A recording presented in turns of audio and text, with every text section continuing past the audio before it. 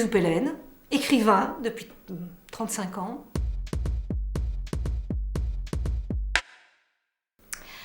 Un écrivain, c'est quelqu'un qui passe sa vie à raconter des histoires, ce qui est quand même une vie formidable.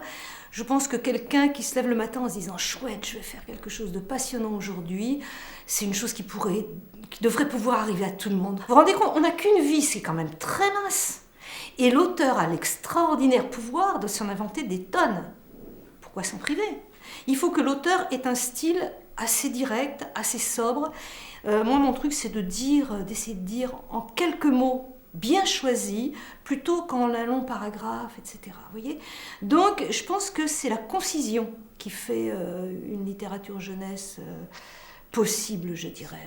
Parce que c'est certain qu'en littérature jeunesse, il ne faut jamais ennuyer son lecteur. C'est-à-dire des grandes digressions sur les états d'âme du héros, ça ne va pas forcément être...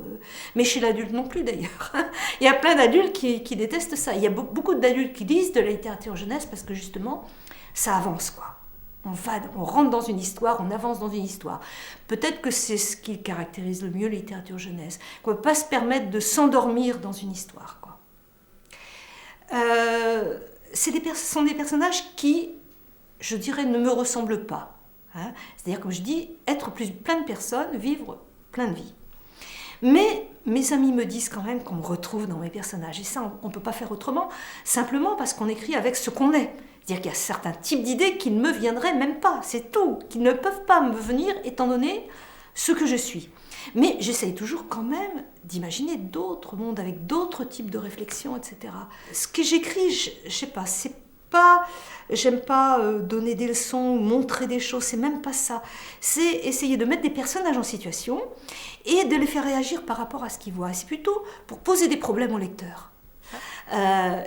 Pour moi, dans ce que j'aime, c'est un livre qui crée une ambiance, c'est-à-dire qu'il vous crée un monde dans lequel vous êtes transporté, un monde qui est différent du vôtre. Voilà. Mais ce monde-là peut être recherché différemment par chaque enfant, c'est-à-dire qu'il préférera peut-être se plonger dans un monde fantastique, dans le monde de l'avenir, mais aussi bien dans le monde du passé. Il y a beaucoup d'enfants qui me disent qu'ils adorent les romans historiques. Il y a beaucoup de jeunes qui viennent me voir, qui ont 20 ans et qui me disent « je fais des études d'histoire parce que j'ai lu vos livres quand j'étais petite ». Ça fait plaisir, quoi. On peut aussi déclencher quelque chose. Un livre, c'est vrai qu'un livre fermé, on ne sait pas ce qu'il y a dedans, c'est compliqué. On va mettre du temps à rentrer dans l'histoire, on ne va pas savoir si ça plaît. Donc déjà, il faut tâter de plein de choses, trouver l'auteur qui plaît aussi, parce que l'enfant croit toujours que c'est l'histoire qui va l'attacher. Et en fait, c'est bien plus compliqué que ça. C'est la manière de raconter l'histoire. Mais ça, il ne s'en rend pas compte. Donc c'est difficile de le lui dire, mais voilà, il va aimer le style d'un auteur. Il faut qu'il trouve le style qu'il aime. Commencer à lire avec les enfants, par exemple, pour un professeur, c'est formidable. Parce que une fois que l'objet n'est plus quelque chose de fermé, ça a été ouvert, on lui a lu, il est rentré dans un monde, il va peut-être découvrir qu'il a envie de continuer dans ce monde-là. Je pense que la démarche difficile, c'est la démarche d'ouvrir, de voir ce qu'il y a dedans. C'est un objet fermé avec plein de pages. Oh là là, il y a 300 pages, bon. Et je leur dis, mais si vous vous plaisez dans le livre, vous allez à la 300e page, trouver qu'il n'y en a pas assez. Voilà. Il faut arriver à se lancer. Et là, je pense que les enseignants ont un grand rôle à jouer. Alors, il y a plein de manières de communiquer. Il y a déjà les rencontres avec les classes. Les enfants posent des questions, je leur parle de mon métier.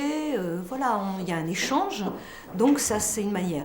Il y a une autre façon, c'est les salons du livre. C'est autre chose. Parce que dans les classes, vous avez un public captif. Ils ont pu aimer votre livre quand même, on espère toujours. Mais je veux dire, le professeur a dit, voilà, vous allez lire le livre de Madame Brizou-Pellène, vous allez la rencontrer, vous allez lui poser des questions. Ils n'ont pas eu le choix, même si quand même, j'espère que ça leur a plu. Dans les salons du livre, on a ces vrais lecteurs, et ça c'est vraiment très très important. Il y a l'écriture, et il y a le fait aussi que l'écriture serve à quelque chose, c'est-à-dire qu'un éditeur accepte de publier votre livre, et que des lecteurs acceptent de le lire, et envie de le lire, encore mieux, je dirais, et sont contents de le lire, encore mieux. Mais quelque chose ne peut pas fonctionner là-dedans. Il y a quelque chose, c'est pas peut-être qu'un jour mon écriture, j'ai eu cette peur-là une fois sur un de mes romans, où je me suis dit, mince, je suis en train d'écrire un livre pour enfants. Ce qui pour moi était l'écueil suprême, quoi. Et je me suis tout de suite arrêtée, je me suis dit, je m'y prends mal, c'est pas bon, ça va pas. Et Et ce livre-là, après, j'ai eu un déclic et je me suis dit, ça y est, je sais comment le raconter. C'est le même livre, c'est la même histoire. Comme je disais tout à l'heure, il n'y a pas que l'histoire, c'est surtout la manière de raconter qui est importante. Et j'avais trouvé la manière de raconter. Et là, pour moi, ça doit être un livre pour tous. Hein. C'est aussi bien un livre que les adultes pourront trouver du plaisir à lire.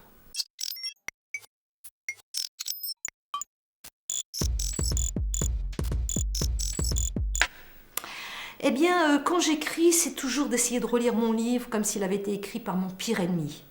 Voilà, je pense qu'il faut être très sévère avec soi-même. Ceci dit, je ne sais pas si c'est si facile que ça.